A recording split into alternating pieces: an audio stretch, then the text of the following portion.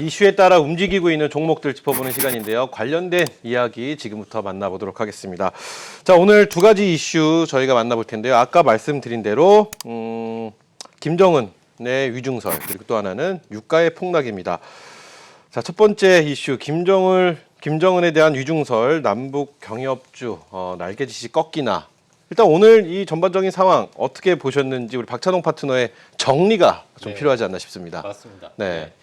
일단은 그 주식시장에서 가장 싫어하는 것은요, 불확실성입니다. 불확실성이 김정은 위원장의 그 건강 이상설 이로 인해서 혹시라도 이렇게 지정학적 리스크가 부각되지 않나 이런 부분 때문에 그리고 남북 경협 그동안 잘 추진될 가능성이 이제 그동안 남북 경협이 멈춰 있었는데 네. 지금 미국에서도 뭐 친서 외교를 또 하고 있고 우리나라도 총선 이후에 네, 총선 이후에 이렇게 이제 그 여당이 압승하면서 앞으로 이제 정부가 그동안 추진했던 남북 경협이 다시 재개될 가능성이 높지 않나 해서 최근에 총선 이후에 경협주들이 급등 흐름을 보였습니다. 특히 남북철도 연결 관련해서 이슈가 부각되면서 철도주들 강세 흐름을 보였습니다. 오늘 뭐 일부 종목은 또 여전히 강세 흐름을 보이고 있지만 대부분의 남북 경협주들이 급락하는 흐름을 보였습니다. 일단은 김정은 그 위원장의 위독설 이 부분을 간단히 정리를 해보면요.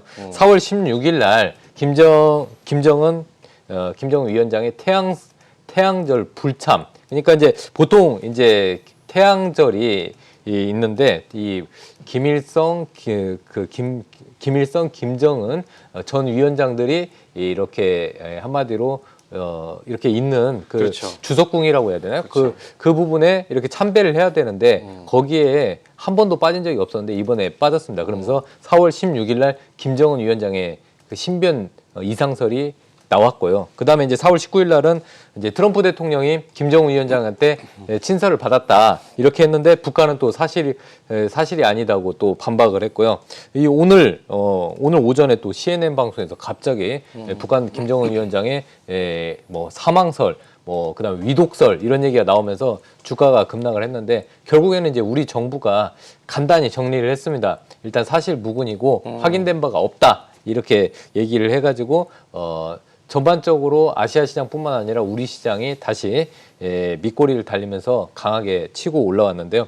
오늘 또 하락하면서 느꼈는데 이 대기 매수세가 굉장히 많다. 특히 개인들의 큰 손, 그러니까 큰 개미들, 왕개미들의 매수세가 여전히 강하기 때문에 만약에 주식시장이 조정이 나오더라도 여러분들 너무 걱정을 안 하셔도 될 것 같습니다. 대기 매수세가 강한 부분이 확실히 오늘 또 느껴졌습니다. 11%, 20% 급락했던 종목들이 한 마이너스 5%에서 마이너스 3%까지 올라오고 있기 때문에 이런 부분을 봤을 때 대기 매수세는 굉장히 강했다. 그리고 과거 사례를 잠깐 말씀을 드리면은 김일성 사망 시때 그때 이제 처음에는 건강 이상설이 나왔는데 그 뒤에 한참 몇 개월 뒤에 김정일 위원장이 그 위원장으로 다시 추대가 되면서 실권을 다시 이제 정확히 공식화했습니다. 그러니까 김일성 전 주석의 사망 전에 이미 건강 이상설이 나왔고 몇 달 뒤에 그게 확인이 되었고요. 이번에 그때 이제 김정일 사망 시때 그때 2011년도에도 이런 건강 이상설이 있었습니다. 2011년 여름에 건강 이상설이 있었는데 결국에는 이제 그 김정일 전 주석이 또 사망을 했고요. 이번에도 마찬가지로 김정은 위원장의 신변 이상설이 있기 때문에 과연 앞으로 몇 개월 뒤에 또 여기서 뉴스에 나온 내용인데 김여정이 그 차기 또 뭐 이런 부분을 또 연결받지 않을까 그런 루머도 나오고 있는데 결국에는 신변의 이상은 있다고 다들 예상을 하고 있기 때문에 몇 개월 뒤에 결과가 나올 걸로 보고 있습니다. 그래서 저는 남북경협주 그래도 정부 여당이 총선에 압승하면서 정책에 대한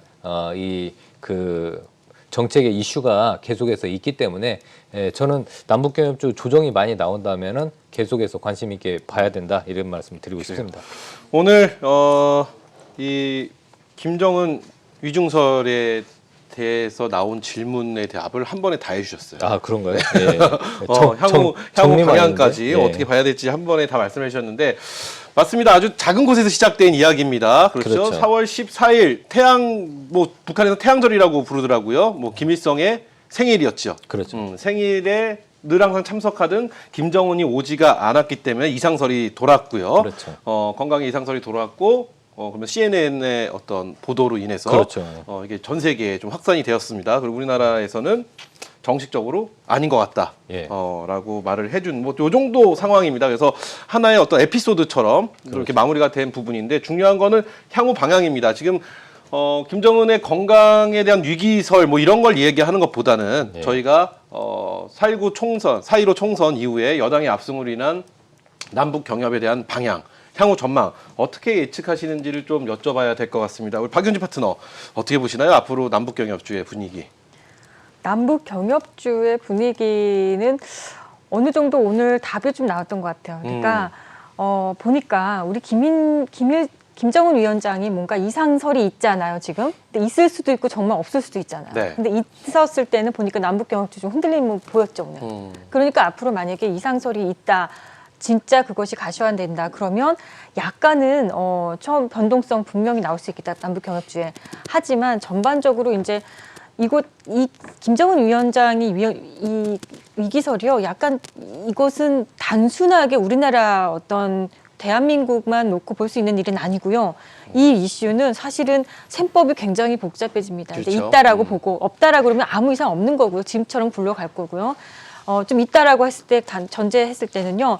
각국의 지금 이해관계가 굉장히 복잡해지는 관계로 됩니다. 미국, 일단 중국, 그렇죠. 일본, 러시아, 또 우리나라 이렇게 해서 뭔가 분위기가 상당히 뭔가 좀 다르게 흘러갈 것 같은데요. 그럴 때 아마도 처음에는 분명히 시장의 변동성이 나오고 뭔가 이렇게 불확실성을 굉장히 싫어하는 게 주식시장이기 때문에 분명히 변동성 나오지만 그 과정에서 뭔가 정리되는 과정에서는요. 어쩌면 우리가 예상치 못했던 호재도 나올 수 있겠다라는 생각이에요. 그러니까 우리가 지금까지 만나보지 못했던 영역은요.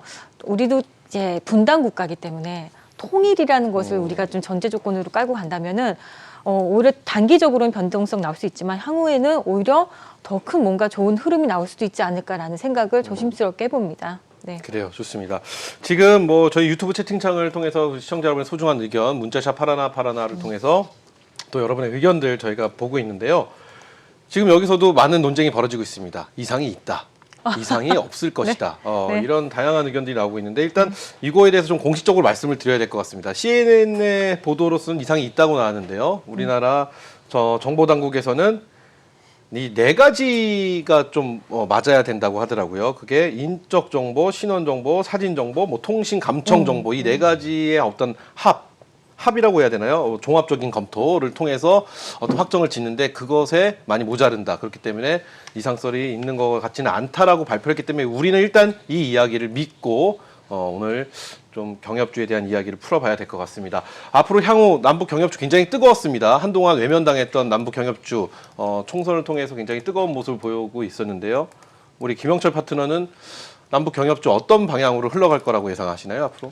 일단 뭐 변동성은 불가피하다라고 일단은 좀 보고 있는 그런 상황이고요. 그다음에 일단은 앞서도 이제 뭐 말씀해 주셨지만 이번 정부에서 북한과의 대화를 지속적으로 좀 시도를 하는 그런 성향을 가지고 있는 그런 상황이기 때문에 여러 가지 이제 그 정책적인 부분들이 지속적으로 조금 시도가 나올 것으로 예상을 하고 있는 그런 네. 상황입니다.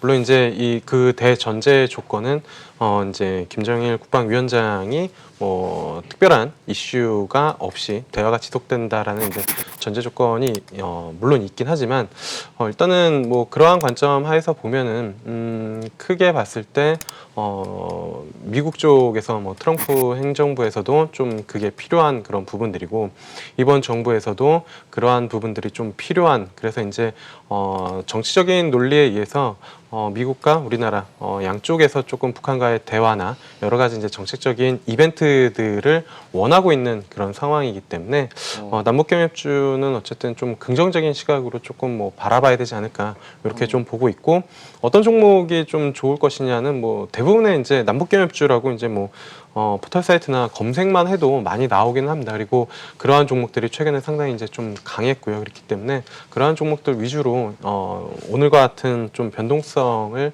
활용을 해서 좀 관심을 넣어두시는 거는 좀 괜찮은 투자 전략이지 않을까 이렇게 좀 보고 있습니다. 덧붙여서 말씀드리고 싶은 게 있는데요. 네.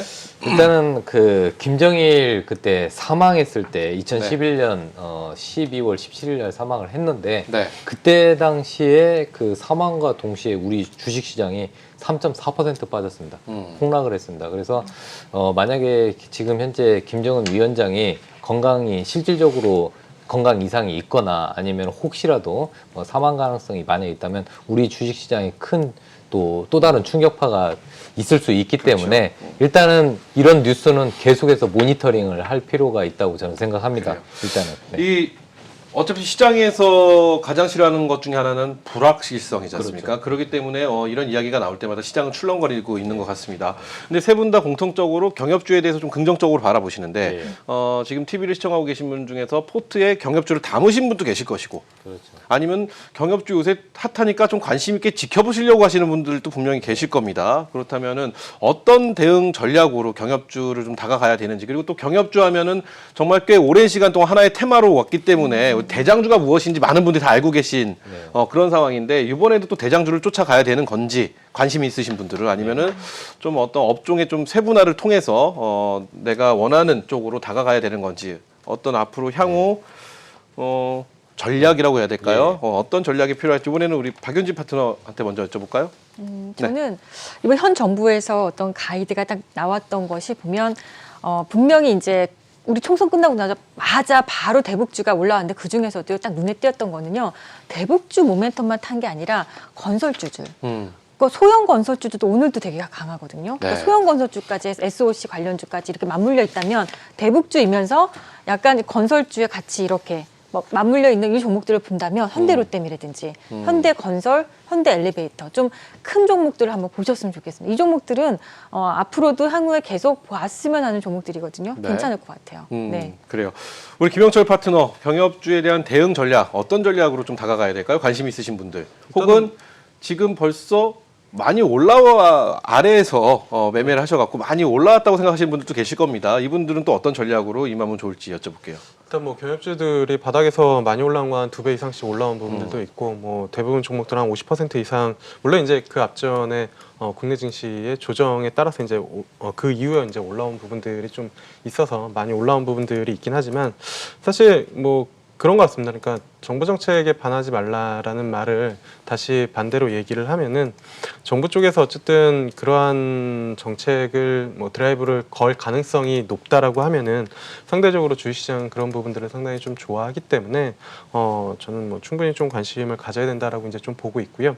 뭐 대응 전략이라고 하면은 오늘 기준점이 좀 나온 것 같습니다. 그러니까 오늘 대부분의 경협주들이 위아래 꼬리가 이제 상당히 이제 좀 많이 발생이 된 그런 부분들인데, 오늘 종가 기준으로 어쨌든 아랫꼬리가 달린 그 가격대까지 좀 분할로 관심을 가져보는, 그러니까 가격적인 부분들이나 아니면은 뭐 매수의 타이밍을 잡으시는 분들 같은 경우에는 오늘 이제 아랫꼬리가 달린 그 구간이랑 오늘 종가 사이에서 일단은 뭐 가격이 형성이 된다라고 하면은 그러한 종목들을 조금 뭐 분할로 관심 가져보는 게 좋지 않을까 이렇게 좀 보고 있고요. 종목 관점에서 본다라고 하면은 일단은 뭐 박윤진 대표님이랑 상당히 좀 유사하게 흔히 말하는 이제 철도 관련된 종목들이 상대적으로 뭐 아난티나 아니면은 그 이제 그 뭐 비료 관련된 그런 종목들보다는 출발을 조금 늦게 한 측면이 있거든요. 근데 사실 정부에서 어떤 드라이브를 걸 때 이쪽이 실질적으로 무언가를 숫자적으로 조금 찍힐 수 있는 그러한 부분들이기 때문에 이쪽을 좀 지켜보시는 게 좋지 않을까 이렇게 좀 보고 있습니다. 그래요. 마지막으로 우리 박찬홍 파트너께 질문 드려보겠는데요. 아까도 말씀드렸지만 시장에서는 불확실성을 굉장히 두려워합니다. 그렇죠. 근데 남북 경협주, 그러니까 북한과 관련된 것만큼 또 불확실한 것이 없지 않나라는 생각도 가져봅니다. 그렇죠. 많은 분들이 지금 경협주 뜨거우니까 나 포트에 담고 싶은데 이거 한번 여쭤보고 싶어요. 포트에 담으면 어느 정도 비중으로 네네. 경협주를 좀 담는 것이 우리 지금 개인 투자자분들한테 좀 좋은 방법일까요? 일단은 저는 10에서 한 20% 비중으로 담으시는 게 좋을 것 같고요. 그 대신 지금 바닥에서 좀 많이 올라갔거든요. 네. 그래서 일단은 지금은 저는 좀 기다려야 된다고 생각합니다. 오늘 분명히 차익 매물이 좀 나왔고요.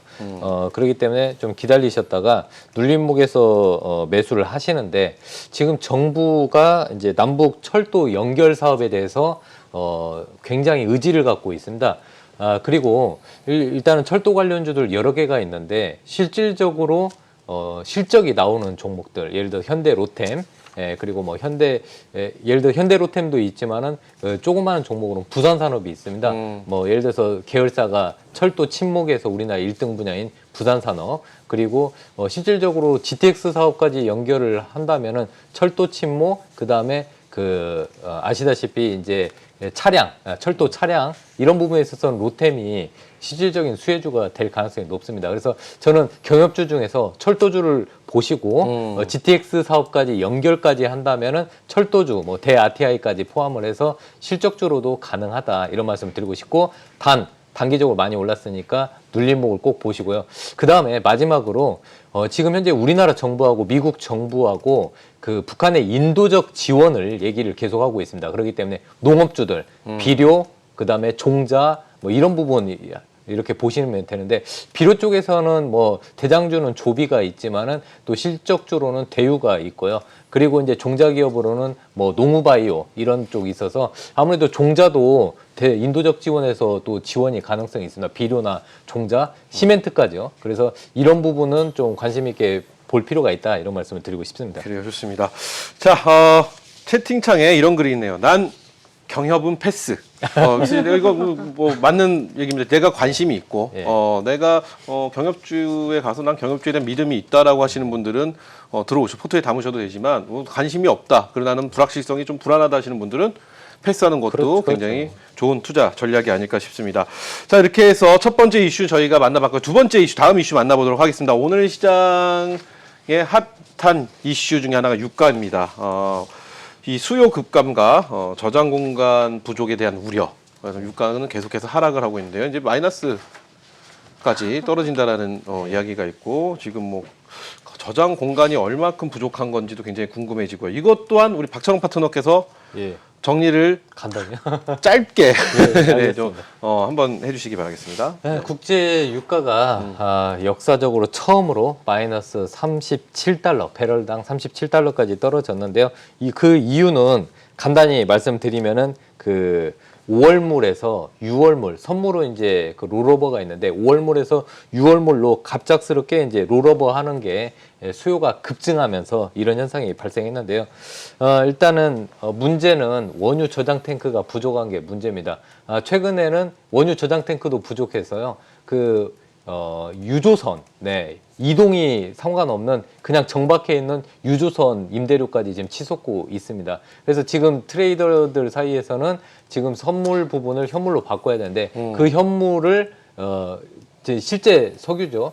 석유를 어디다 보관해야 될지 그 문제가 지금 커지고 있습니다. 그래서 그동안은 그 현물을 팔았는데 이거를 오히려 맡길 비용이 들기 때문에 유가가 오히려 마이너스 37달러까지 떨어졌습니다.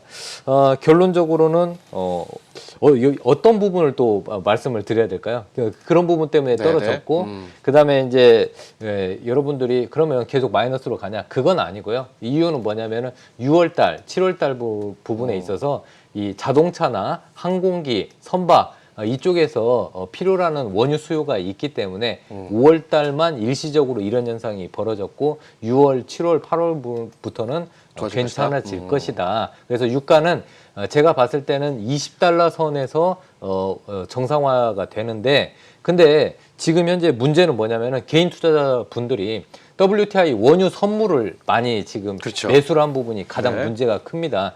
여러분들 지금 상황에서 가지고 계신 분들은 물타기를 지금 당장 하시면은 안 되고요. 좀 더 지켜보시고요. 신규 진입자들은 제가 봤을 때는 지금 당장이 아니라 한참 6월 달 이후, 제가 봤을 때는 5월 이후, 한 5월 중순 이후에 바닥을 잡고 나서 그때 들어가시는 게 그래요. 좋을 거라고 보고 있습니다. 좋습니다.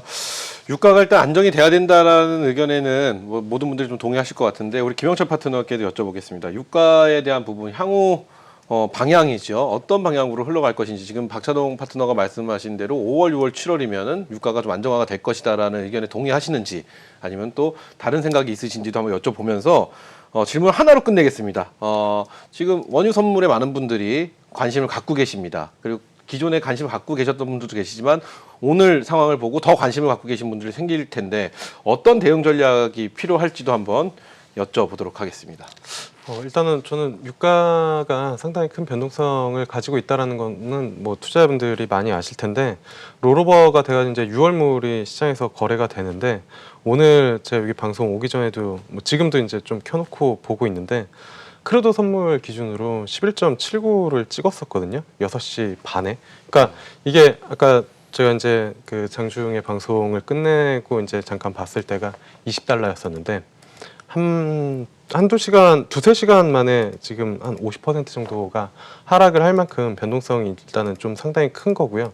일단은 뭐 5월물이 이제 뭐 마이너스를 기록한 이후에는 여러 가지 뭐 분석들이 나오고 있는 그런 상황인데 뭐 그렇게 보시면 좀 그러니까 여러 가지 분석 중에 하나는 그건 것 같습니다. 그러니까 정유사들이 유가를 많이 가지고 있는데 이게 이제 가격이 많이 떨어지니까 이거를 해지를 해야 되는데 해지할 방법이 없잖아요. 해지를 해야 되는 방법은 선물을 때리는 건데 그래서 5월물 선물을 계속 때려놓은 부분들이고 그걸 롤오버 하면서 이제 6월물까지 이제 지속적으로 좀 넘어온 그런 상황인데 그러니까 그 수요와 공급의 이슈도 있지만 이쪽도 확실히 매도세가 일단은 상당히 강하게 자리를 잡고 있는 것 같습니다. 그러니까 사실 그 뭐 우리나라 시장이나 글로벌 증시가 3월 달에 급격히 하락을 했을 때 여러 가지 이제 알고리즘 매매나 아니면은 뭐 파생 쪽의 이슈들이 같이 이제 작용을 하면서 가격을 밀어내면서 정말로 그 끝까지 밀어낸 것처럼 지금 유가도 그러한 움직임들이 좀 나오고 있는 그러니까 5월물도 그랬고